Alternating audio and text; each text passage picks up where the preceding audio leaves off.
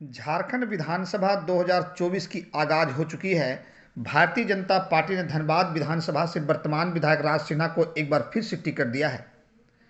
Ticket मिलने के बाद चुनावी रणनीति को लेकर के राज सिन्हा ने अनमोल समाचार से की है बातचीत।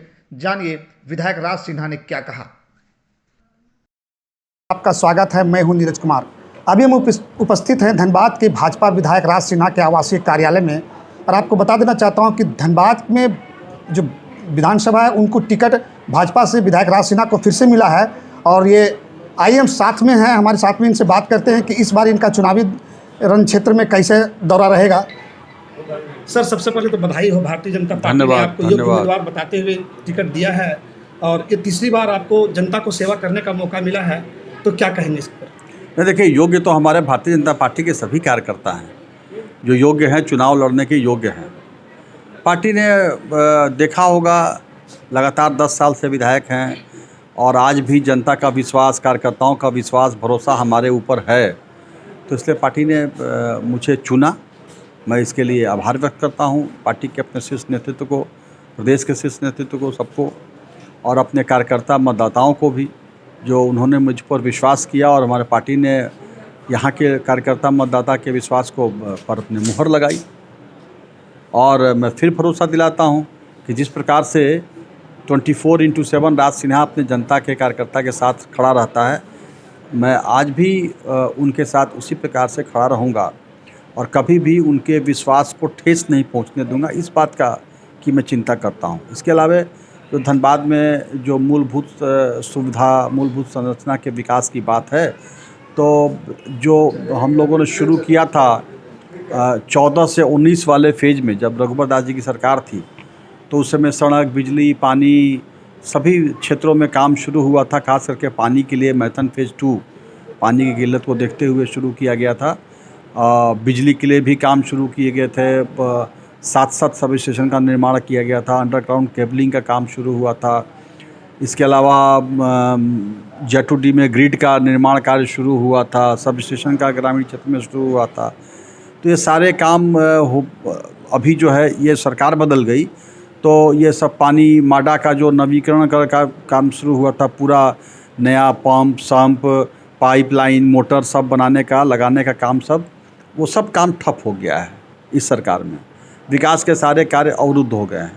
20 सूत्री की बैठकें होनी बंद हो गई, पंच विकास समिति की बैठकें होने बंद हो गई। तो ये सारी बैठक जो कार्य ठप हो गए हैं, उन सब कार्यों को फिर से सुचारू कराना, यहाँ जो ये ओवरब्रिज का जो सेकंड वाला था, अंडर पास जो बनाने का, वो भी नहीं हो पा रहा है। फिर जोड़ा फाटक से पूजा टॉकीज का फ्लाईओवर का पाइपलाइन में है, वो नहीं हो पा रहा। जो हमारा हीरक पॉइंट के पास फ्लाईओवर का एक मामला आया था, जो यहाँ से फिजिबिलिटी रिपोर्ट सरकार ने कहा था कि भिजवाइए, तो वो भी चला गया, वो भी नहीं हो पाया। तो इस प्रकार से जो आधारभूत संरचनाओं को विकास को विकसित करने का कार्य है, खास करके सीवरेज ड्रेनेज का कार्य या मेन रोड तो बन गए, लेकिन अभी भी मोहल्ले के अंदर की जो गलियां हैं, अभी भी देखा जाए, जिस बरसात में अगर जलमग्न बहुत एरिया हो जाता है, वही बोल रहा हूँ, बहुत परेशान, वही बोल रहा हूँ कि वो जो अंदर में जो पानी लग जा रहा है, जो नाली में जाम हो जा रहा है या गली नहीं बना, इस बार उन योजनाओं पर मैं ध्यान दूंगा कि मोहल्ले के नली गली जो हैं वो बने, बड़े सड़क चौड़े के हो गए, लेकिन ये कार्य नहीं हुआ। इन सब पर भी ध्यान देना है इस बार। और इससे सबसे बड़ी बात कि जो सरकार के संरक्षण में जो क्राइम हो रहा है, अभी अवैध वसूली हो या धमकी हो या गोली मारने का हो, जो अपराधीकरण जो हो गया है धनबाद का, काफ़ी अपराधियों का जो मनोबल बढ़ गया है, ये अपराधियों को रोकना मेरा ये प्राथमिकता पर मेरा काम होगा। यह लोग भय मुक्त वातावरण में अपना व्यवसाय करें, अपने दुकान चलाएं, धंधा चलाएं या रहें, इसको सुनिश्चित करना भी हमारा प्राथमिकता में है।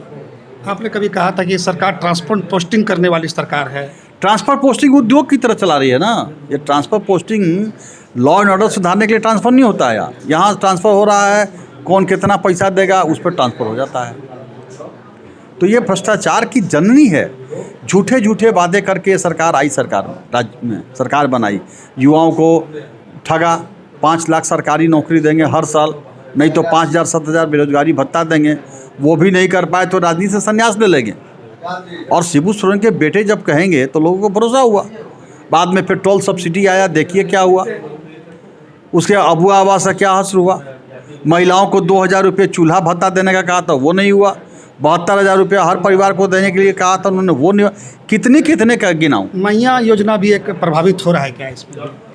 लोगों को 5 साल तक इनका जो कार्यकाल रहा और जिस प्रकार से लोगों को लगा कि केवल झूठा वादा करते हैं, अगर यही काम करना था इनको तो मैया सामान को ठीक है आप 19 में सरकार बनाए, आप 20 में नहीं लाए, 21 में ला देते, 22 में ला देते।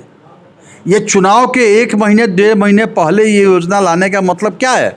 क्या कोई लोग बेवकूफ़ थोड़ी ना है, ये ठगने के लिए। ये जान रहा है कि 1 महीने के बाद आचार संहिता लग जाएगा, अब फिर चुनाव हो जाएगा तो हमारा बेड़ा पार हो जाएगा झूठ पर। तो झूठ के बुनियाद पर बोलता है ना, काठ की आड़ी बार बार नहीं चढ़ती है। तो लोग एक बार इनका भरोसा जनता से उठ गया। आप देखिए सेविका सहायिका, इन्होंने कहा था चुनाव में हम लाखों हजारों संविदा कर्मी जो है उनको परमानेंट करेंगे, उनको वेतनमान देंगे।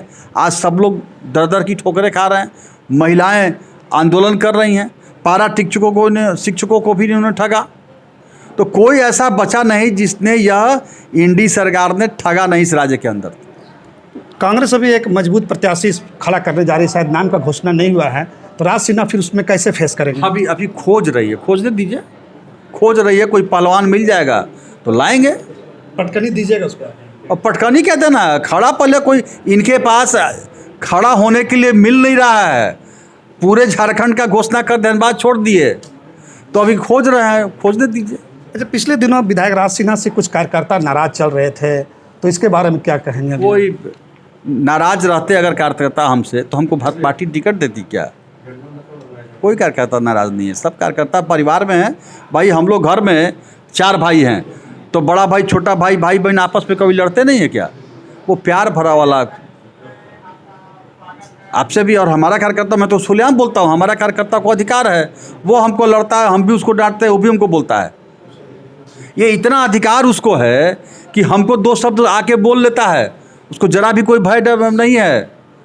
और दिन रात में 12 बजे 1 बजे भी फ़ोन करता है, तो इस विश्वास के साथ फ़ोन करता है कि कम से कम राज सिन्हा फ़ोन तो हमारा उठा लेगा।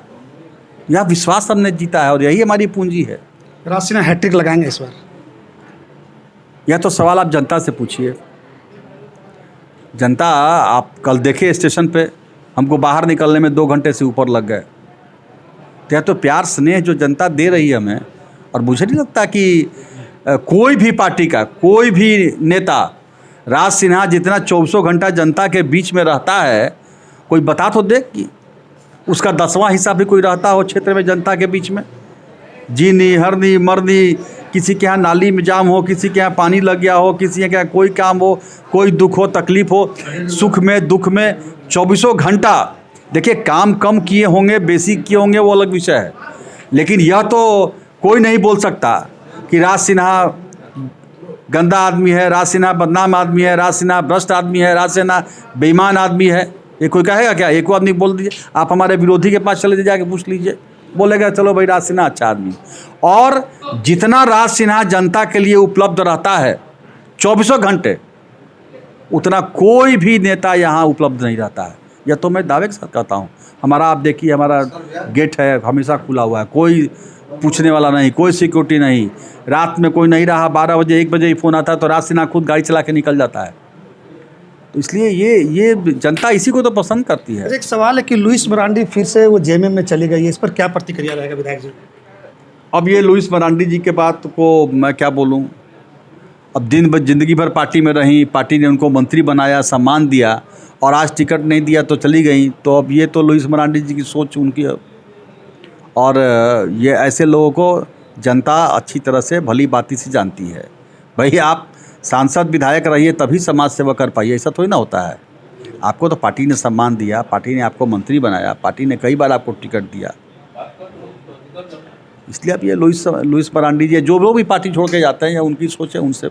जनता का पार प्यार मिला, फिर से टिकट मिला, तो किन शीर्ष नेताओं को आप श्रेय देना चाहेंगे, किनको बधाई देना चाहेंगे? मैं हम सभी हमारे प्रदेश और केंद्र के जो भी हमारे शीर्ष नेता हैं, जो नेतृत्व करता है, सबको मैं आभार व्यक्त करता हूँ। राज सिन्हा नॉमिनेशन कब कर रहे हैं?